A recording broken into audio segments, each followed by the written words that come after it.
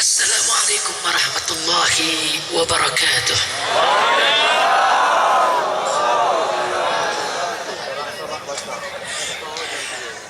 Bismillah, walhamdulillah, wala hawla wala quwwata illa billah. Ashhadu an la ilaha illallah wahdahu la syarika lah, wa ashhadu anna sayyidana Muhammadan abduhu wa rasuluh la nabiyya ba'dah. Allahumma salli wa sallim wa barik ala sayyidina wa habibina wa syafi'ina wa maulana nabiyyina Muhammadin wa ala alihi at-tahirin at-tayyibin wa ashabihi al-ghurr al-mayamin wa man tabi'ahum bi ihsanin ila yaumiddin. Siyadatul habaib asy-syurafa wa sa'adatul ulama'il fudala wa fadilatul umara'il kurama wa jami'il hadirin al-ahibba'il a'izza rahimakumullah.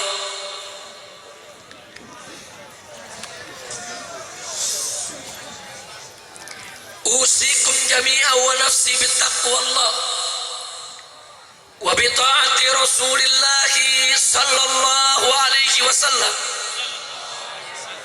فنسأل الله سبحانه وتعالى أن يهدينا إلى صراطه المستقيم ويجعلنا من المتقين ويدخلنا جنته جنة النعيم بحق سيد المرسلين والحمد لله رب العالمين. تقبل الله منا ومنكم فتقبل يا كريم. Kepada para alim ulama, para tuan-tuan guru, para tengku, para haji yang sama kita hormati dan kita muliakan, dan selalu kita doakan semoga segenap ulama kita senantiasa mendapatkan kekuatan istiqamah di jalan Allah, diberkahi setiap langkah perjuangan dakwahnya, diberikan kemenangan dari dunia hingga akhiratnya. Amin ya rabbal alamin. Kemudian tidak lupa salam penghormatan ini kita sampaikan juga kepada segenap jajaran umara, aparatur pemerintah sipil TNI maupun Polri-nya, dan kita doakan agar segenap umara kita, agar segenap pemimpin kita senantiasa mendapatkan limpahan taufik dan hidayah sehingga menjadi pemimpin yang beriman dan bertakwa, yang taat kepada Allah dan Rasul-Nya, yang cinta kepada negeri dan rakyatnya, serta selalu dalam bimbingan Allah untuk menuju baldatun thayyibatun wa rabbun ghafur. Amin ya rabbal. Selanjutnya, secara khusus salam penghormatan ini kita sampaikan kepada segenap jajaran panitia yang telah bekerja keras untuk mensukseskan acara ini, dan juga seluruh pihak yang telah ikut membantu kelancaran acara ini. Kita doakan mereka semua agar mendapatkan ganjaran yang berlipat ganda dari Allah Subhanahu wa taala. Dimudahkan segala urusannya, dilapangkan segala kesempitannya. Amin ya rabbal alamin. Dan akhirnya secara istimewa salam penghormatan ini saya sampaikan kepada seluruh kaum bapak, kaum ibu, para pemuda, para pemudi, kaum muslimin dan muslimat rahimakumullah. Kita sama berharap mudah-mudahan kumpulnya kita di tempat ini pada malam hari akan menjadi penyebab turunnya rahmat dan barakah, sehingga tidak kita pulang dari tempat ini kecuali dosa kita diampuni oleh Allah, kesalahan kita dimaafkan, ilmu kita ditambah, akhlak kita dimuliakan, penyakit kita disembuhkan, kesulitan kita dimudahkan, rumah tangga kita diharmoniskan, rezeki kita dimurahkan, nafkah kita diberkahi, dan kita mendapatkan keturunan yang solehin dan solehat, serta bahagia dari dunia hingga akhirat. Amin ya rabbal alamin. Ahibail kiram, pada kesempatan malam hari ini, saudara, sebagaimana sama kita ketahui, 12 tahun yang lalu di Aceh ini mendapat musibah dari Allah Subhanahu wa ta'ala. Dan 12 tahun yang lalu saya dan kawan-kawan bersama 1.300 laskar Front Pembela Islam, kami tinggal di Aceh ini selama hampir 4 bulan. Tugas kami setiap hari adalah mencari dan mengevakuasi serta mengurus jenazah-jenazah saudara kami. 4 bulan kami tugas di Aceh ini, tidak kurang dari 100.000 mayat dengan izin Allah yang berhasil kami temukan, kami evakuasi dan kami kuburkan dan kami makamkan di Lambaro dengan cara-cara yang syar'i. Maka kita doakan semoga mereka semua menjadi syuhada, diterima arwahnya di sisi Allah, dimasukkan ke dalam surganya Allah, dan semoga keluarga yang ditinggalkan tetap diberkahi oleh Allah dan diberikan ganti kebahagiaan yang berlipat dari dunia hingga akhirat. Amin ya rabbal alamin. Ala hadhihi niyah wa likulli niyatin salihah wa ila hadratin nabiyil mustafa sallallahu alaihi wasallam. Al-Fatihah.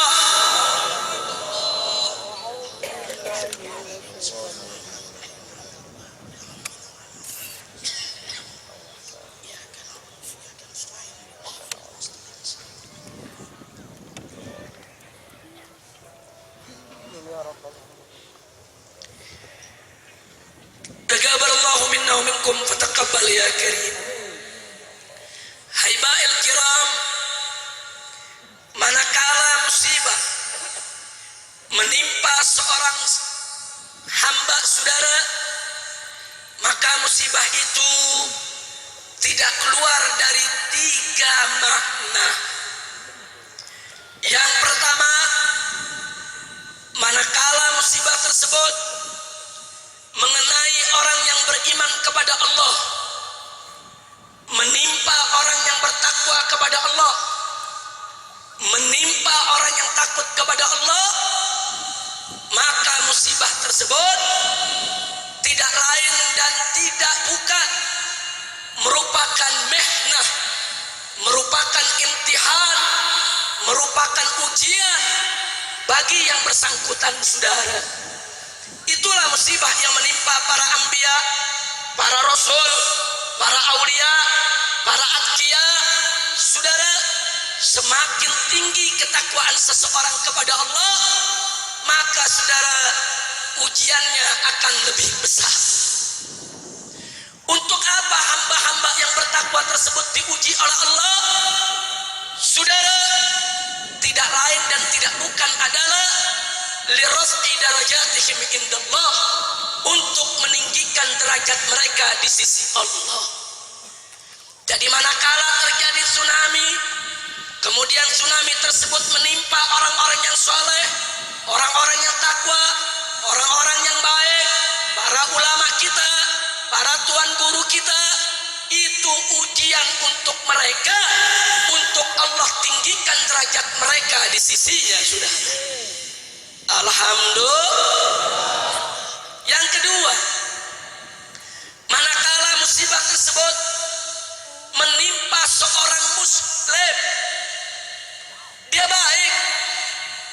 kadang-kadang masih suka maksiat, saudara. Dia sholat, cuman sekali-sekali suka ditinggal, saudara. Sekarang baik, tapi kadang-kadang dia masih terjebak dalam dosa, saudara. Jenis manusia yang seperti ini, manakala dia mendapatkan musibah dari Allah, maka musibah tersebut adalah indah, yaitu peringatan. Untuk apa diberikan peringatan oleh Allah? Pertama, saudara, agar yang bersangkutan segera bertobat kembali ke jalan Allah.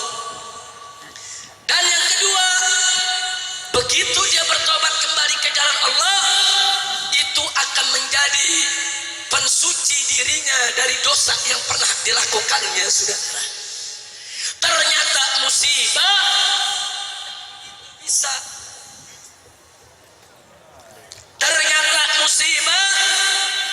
itu bisa menghapus dosa.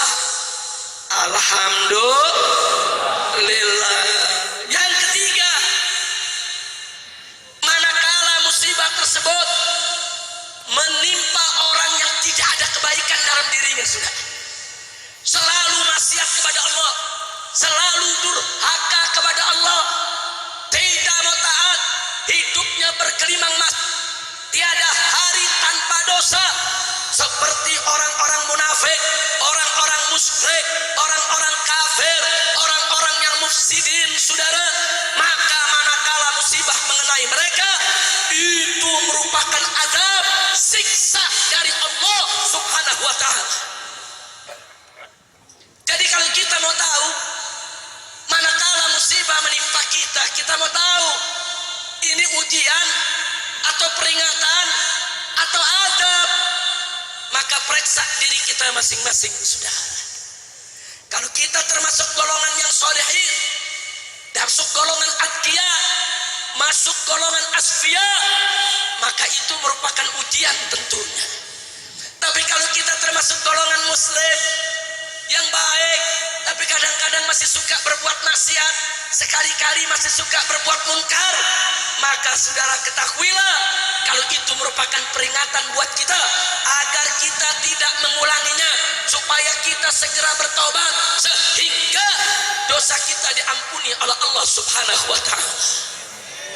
Tapi hati-hati, jika kita termasuk golongan yang ketiga yang tidak ada kebaikan sedikit pun dalam diri kita, selalu maksiat, selalu berbuat dosa, selalu durhaka, ketahuilah bahwa musibah tersebut azab dari Allah menimpa kita, sudah.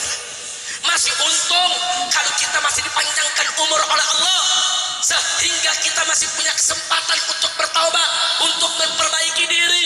Tapi bagaimana nasib kita manakala kita bergelimang maksiat, bergelimang dosa, musibah datang mencabut kita punya nyawa, mati dalam keadaan su'ul khatimah. Na'udzubillah min dzalik. Makanya lucu, ada preman, tahu preman? Orang Aceh bilang apa? Geng, gangster. Tahu gangster? Tahu gangster? Tahu preman?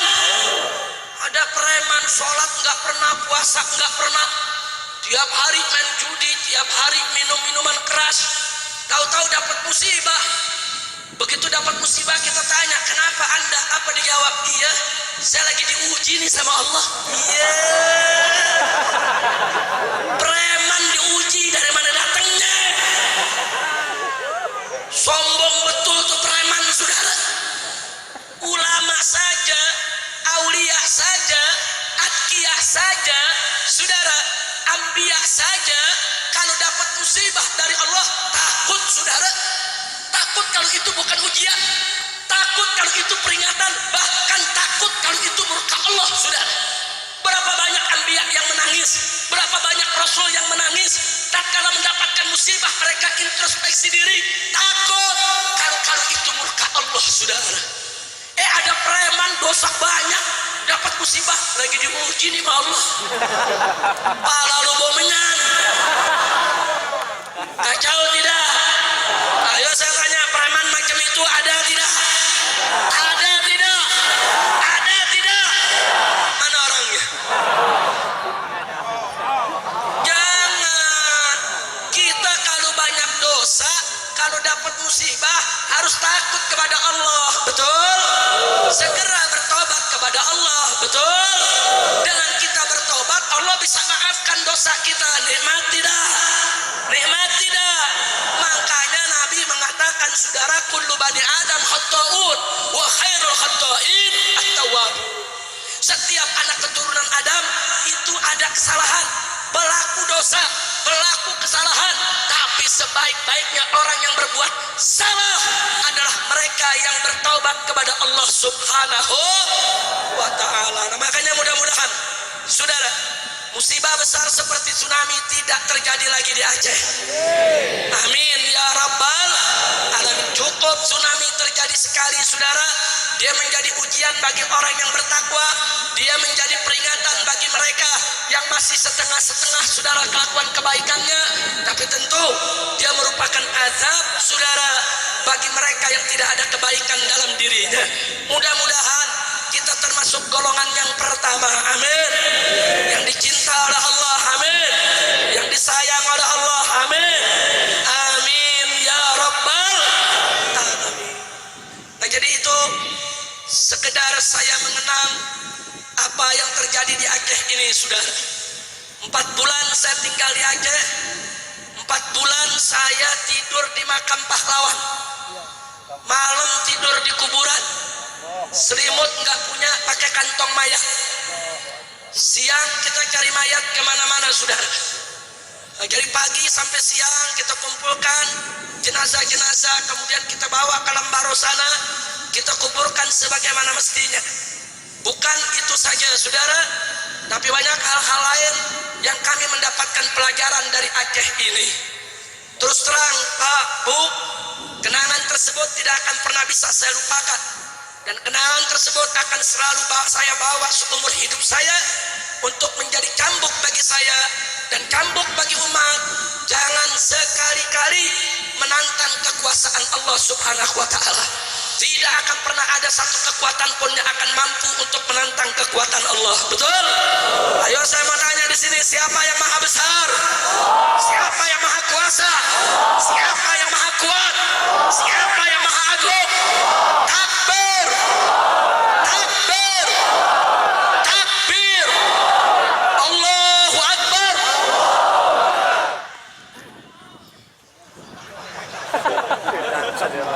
Orang Aceh semangat tangkap Ahok, luar biasa sudah. Doakan mudah-mudahan kita menang semua, amin ya rabbal alamin. Nah saudara, ngomongnya Ahok dulu sih, minta dibahas Ahok kali ya. Saya males nyebut Ahok, saya biasanya nyebutnya kutil babi. Takbir! Makanya saya udah 2 tahun gak tinggal di Jakarta, saya pindah ke Bogor. Jamaah murid saya nanya, Habib kenapa pindah ke Bogor bukan di Jakarta? Saya jawab, habis bagaimana, Jakarta bau babi.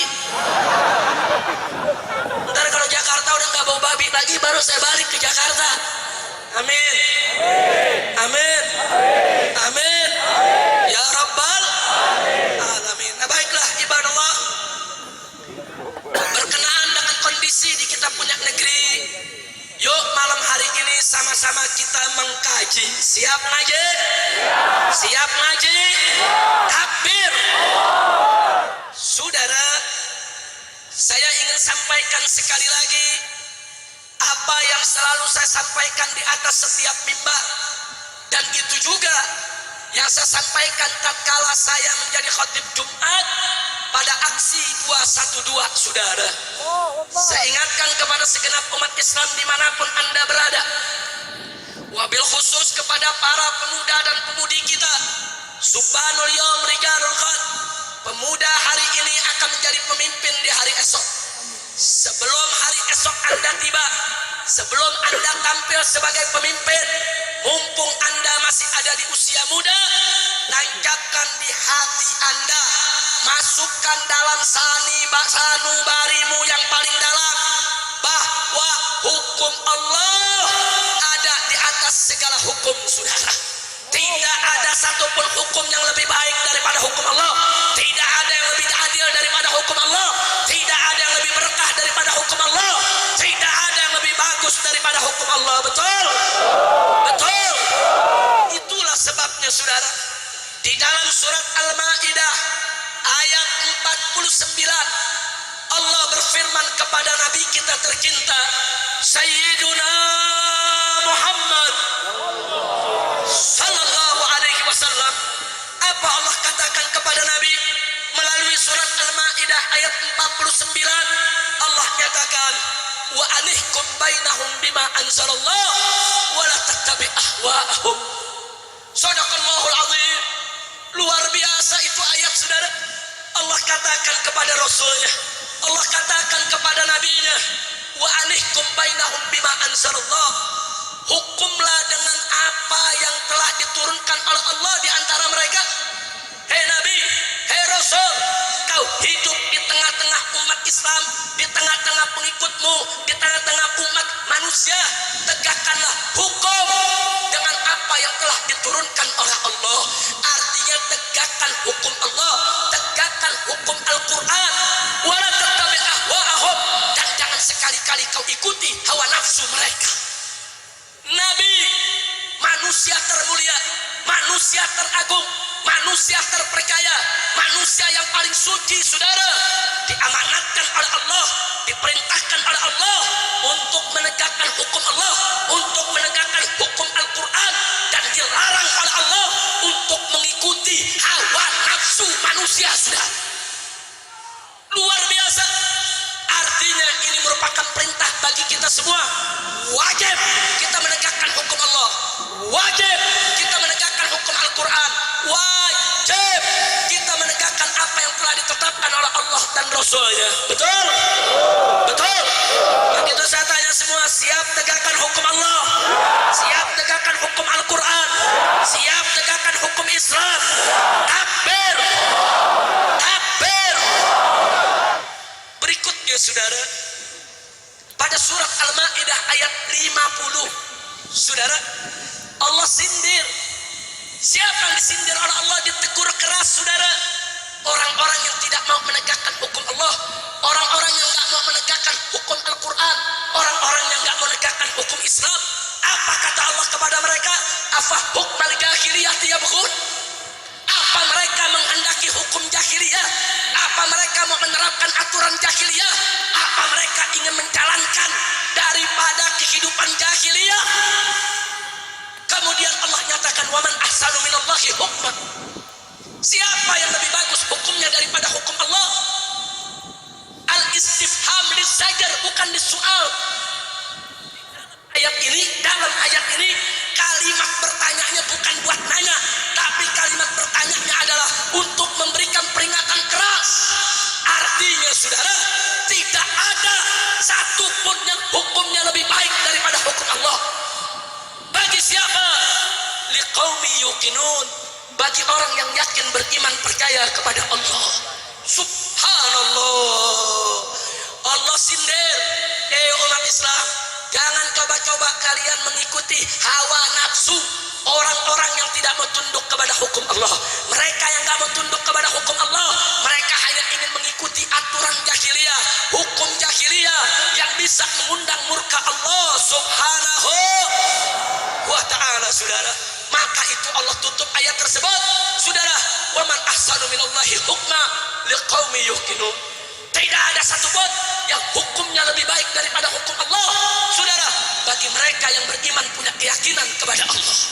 Begitu saya mau tanya di sini semuanya, saudara. Saya mau tanya, apa ada hukum lebih baik daripada hukum Allah? Jawab yang kompak, ada tidak? Yakin? Percaya? Beriman? Apa ada hukum lebih adil daripada hukum Allah? Apa ada hukum lebih berkah dari hukum Allah? Apa ada hukum lebih baik dari hukum Allah? Apa ada hukum lebih manfaat daripada hukum Allah?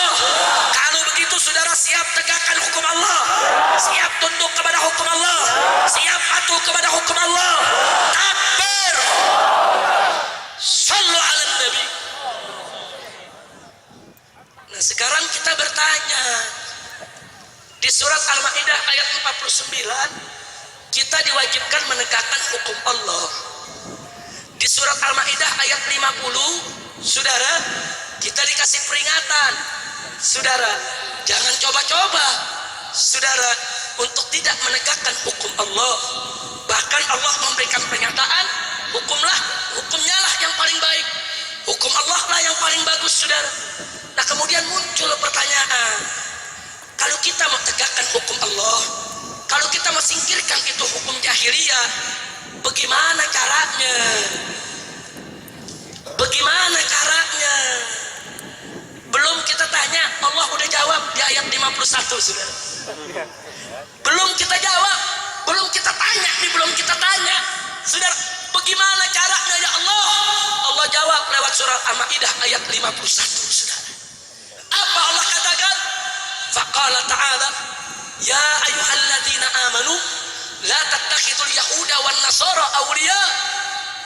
Hei orang-orang yang beriman, yang mau menegakkan hukum Allah, yang mau jalankan hukum Al-Quran, yang mau mematuhi Allah dan Rasulnya, la tattakhidul yahud, jangan sekali-kali kalian mengambil orang Yahudi, menjadikan orang Yahudi, memilih orang Yahudi, wan nasara, begitu juga orang-orang Nasrani, aulia, sebagai aulia. Ada yang nanya, Habib, apa sih makna aulia? Katanya aulia itu bukan pemimpin. Katanya aulia itu artinya hanya kawan. Jawab jangan.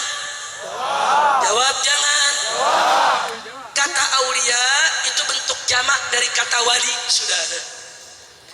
Kata wali, saudara, kata wali, waliyun aulia, nabiyun ambiya, taqiyun atqiya, sofiyun asfiya, saudara.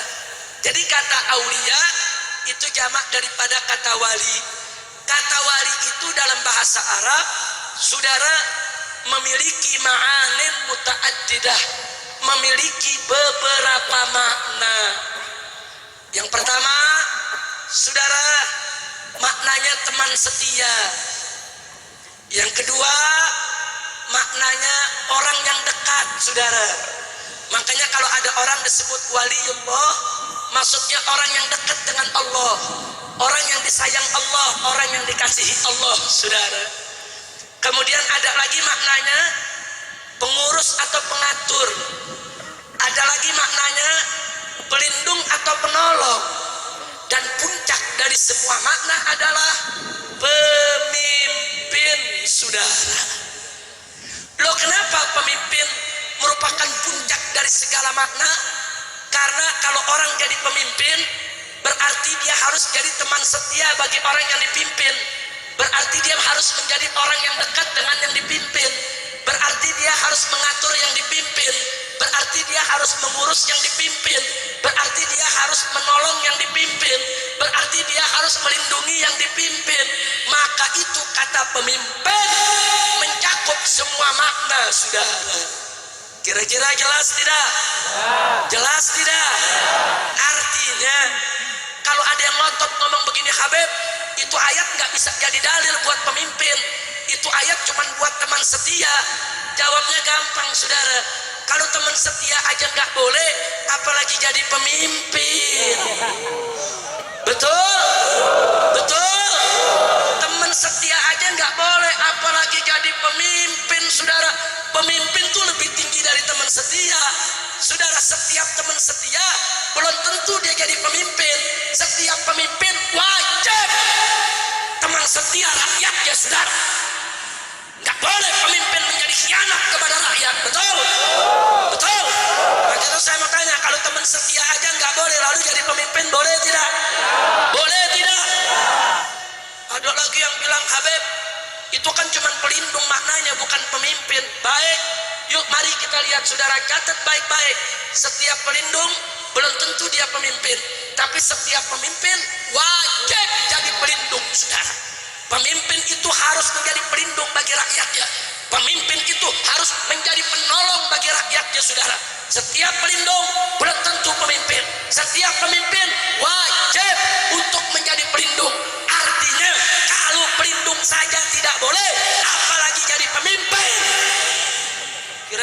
Jelas tidak? Jelas tidak? Jelas